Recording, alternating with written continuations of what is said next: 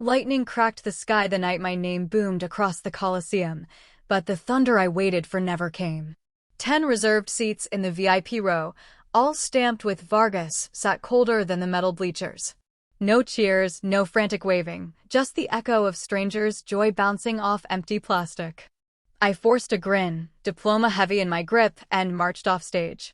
9 months later, my 7-figure loft flipped the property blogs, and the first text finally pinged, Family Council, 7 sharp. Critical. I arrived on my terms. I'm Lena Vargas, and shrinking was my native language. The house rules were etched in the marble counters before I could read. Isabella, eldest, sparkled without effort. Mateo, baby brother, broke things and got hugs for the mess. Me? I was the spare battery, always charged, never noticed until someone else's light dimmed. It started small. Isabella forgot her volcano for the science fair. Mom spiraled like the foam might erupt in the hallway. I slid my model across the table, 3 sleepless nights of baking soda and vinegar. She took gold. Mom ruffled my hair. Lena fixes everything, as if repair were my superpower, not sacrifice. At 16, I waitressed double shifts for a second-hand drafting tablet, my secret portal to architecture. Dad intercepted the envelope. Emergency, he muttered, folding my cash into his wallet for Isabella's parking tickets. You're the reliable one. I swallowed the protest. Silence tasted metallic. Birthdays were scripted theater. I sculpted a Tres Leches cake, Dad's favorite, layered with edible gold flakes I'd saved a month to buy. Isabella breezed in with supermarket cupcakes. Mom kissed her forehead. You always bring the magic. My cake cooled untouched. I scraped it into the trash at 2 a.m. while the house slept off sugar highs. The memory that calcified everything happened in a drafty attic rental, radiator coughing like it resented the job. Snow pressed the single window while I hunched over blueprints for a condemned triplex I planned to resurrect. Bills fanned across the card table, red stamps bleeding. I dialed Dad for a single tip on load-bearing walls. His voice sliced the line, construction's a man's numbers game, Lena. Pick an easier dream. Click. That night the zipper on my leather satchel split. I threaded a darning needle by flashlight, hands trembling, stitching vinyl until dawn. The scar still ridges under my thumb, my first contract with myself. Graduation arrived under a bruised sky. Spotlights swept the field. My name ignited the jumbotron. I pivoted to Section 12, Row A. 10 ghost seats. They hadn't misread the date, they'd voted with absence. I laughed once, a dry click, and kept walking. 9 months of radio silence followed. I hustled, networked, closed deals in coffee shops and parking lots, never leaking a detail home. Quiet became armor. Then the headline dropped, Unknown designer snags $7 million loft Reno record speed. My phone lit like a slot machine, investors, reporters, old classmates. None from blood. I killed the screen, stared at the dashboard until the engine cooled. Another buzz. Dad, 7 p.m. Family Council. Critical. Second text, don't make us wait. I exhaled through clenched teeth, thumbs hovering, then typed, see you there. The Honda growled to life. Whatever they needed, they'd taught me the price of admission. I detoured to the warehouse I'd converted into my studio, exposed brick, skylight leaking moonlight, no family footprints ever pressed into the sawdust. I powered the laptop, spreadsheets bloomed. The cursor blinked like a heartbeat.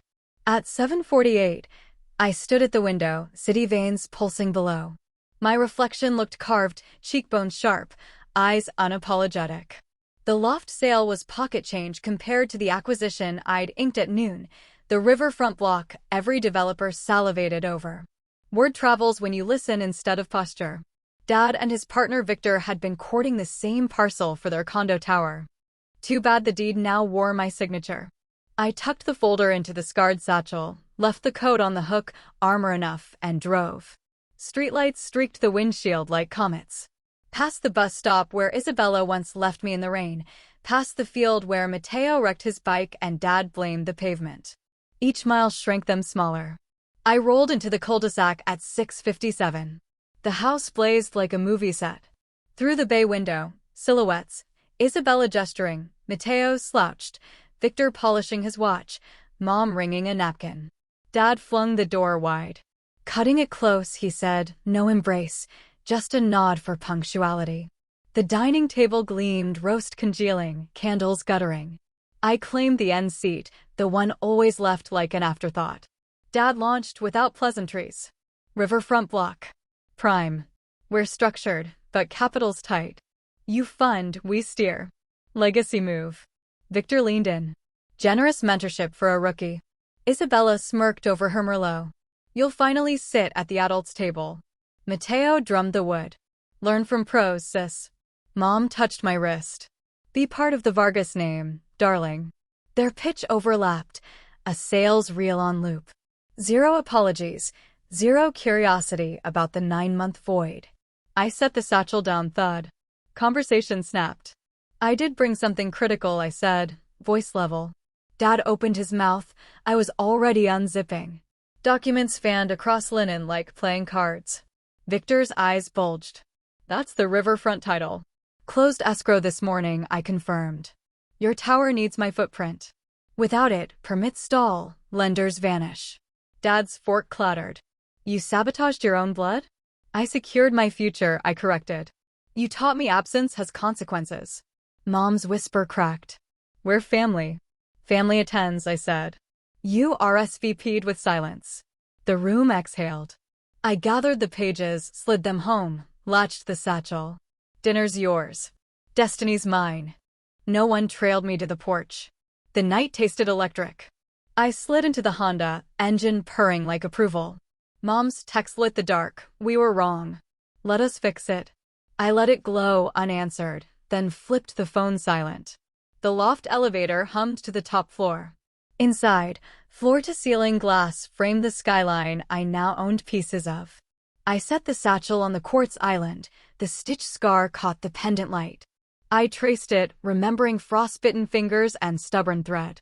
Silence used to suffocate. Tonight it expanded, room to breathe. I pressed my palm to the window.